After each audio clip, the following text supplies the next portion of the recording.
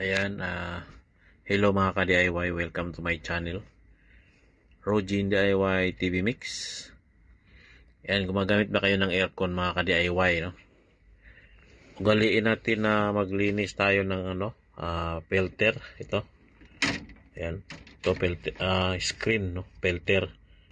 Yung iba dito, dito sa gilid. Tapos ito sa akin dito sa baba, ayan. Ugaliin din natin maglinis, no? Ito nakalimutan ko. Mga ilang araw na siya, hindi ko nalinisan. Ayan, no?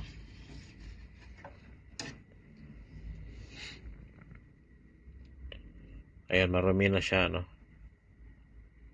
Ayan, marumi na. Siguro mga isang buwan na to, hindi ko nalinisan. Nakalimutan, kaligtaan ko na. Kasi naramdaman ko lang, makati na yung hangin niya. No?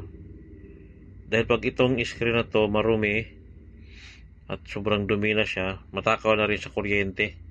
No? Kaya ugaliin din natin maglinis nito. No? Paglinis nga pala nito, kung mayroon kayong pressure washer, mas maganda. At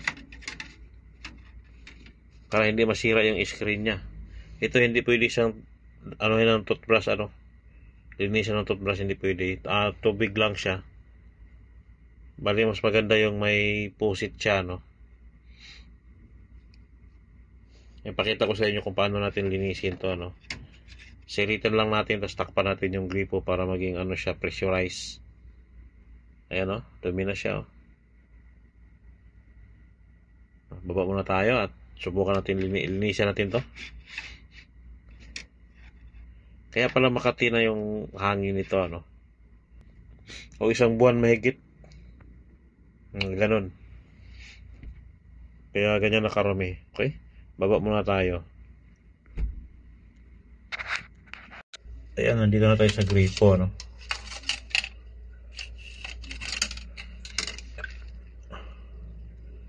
Ayan, marami na talaga siya, oh. Oh. Dito kitang-kita yung dumi niya, oh. Halos nagbabara na siya sa mga butas ng screen. Ayan, oh. So ayan, linisin muna natin to, no? At tubig lang siya, hindi natin pwedeng brasan niya kasi masisira yung screen niya. Matagal na yung aircon na yan, pero hindi pa masyadong sira yung screen niya kasi iniingatan ko talaga yan. Ayan, linisin muna natin to, tubig lang. Galit natin ang tubig at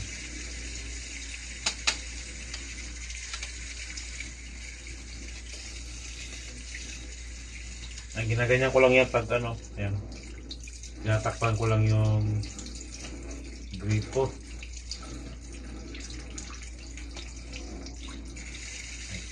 Tanggalin natin to isa. Tanggalin ko muna to kasi may screen siya, eh.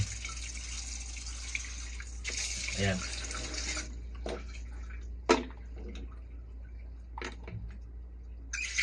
Ayan, oh.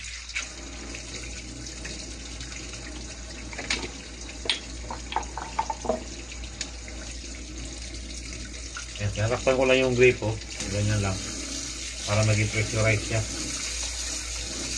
Ayan, oh.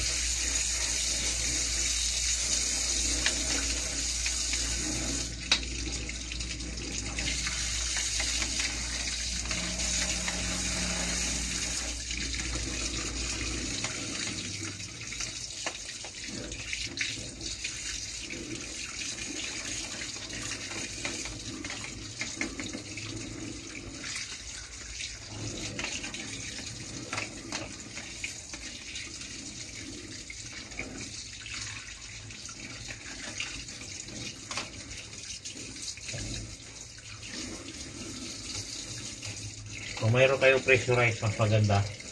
Yung hose lang sa garden, yun mas maganda.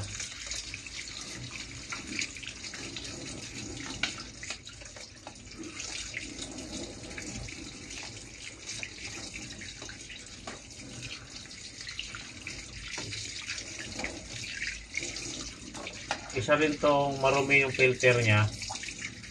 marumi yung screen, isa rito nagpapalaki ng bell ng kuryente. Kasi mababara siya. Mahirap siya ibuga. Mahirap ang ibuga ng aircon. Kasi nagbabara nga siya.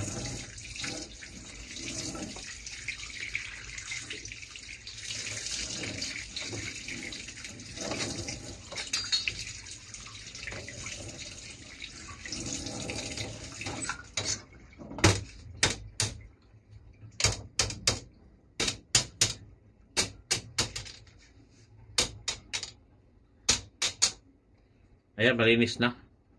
Oh. Ayan, ganun lang. Okay. Ganun lang. Tapos patuyuin natin to. Mamaya balik na natin doon sa aircon.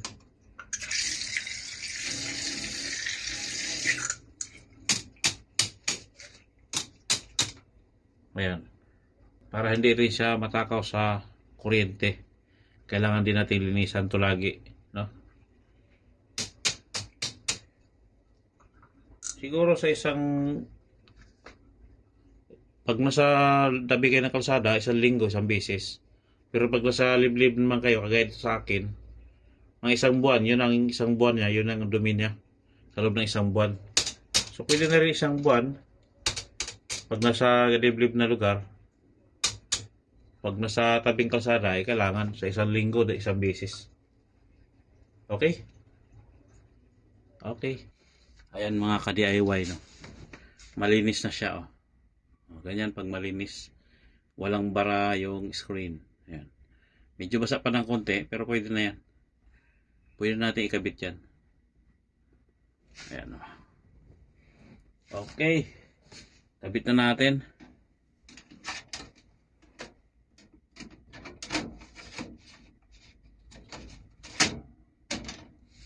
Ayan, ganyan lang siya. Ugaliin lang natin maglinis ng screen sa aircon, no, para hindi rin lalaki yung kuryente natin. Isa rin yan magpalaki ng kuryente, yung marumi ang screen. Screen pala na yun, hindi pa buga, sip-sip. Ayan. Sip-sip dito, buga dito. Ayan, ganun pala, galon yung aircon. Nagkamali ako ng salita kanina. Pag sip-sip niya rito, yung lamig dito sa loob ng kwarto, sisip-sipin niya rito.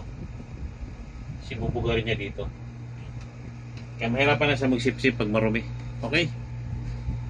Ayan, ganoon lang. Maraming salamat sa panonood. Please like and subscribe. And click the notification bell para updated kayo sa susunod ko pang mga video. Salamat! Ayan. Malamig na. Ito pala yung aircon na ginawa natin.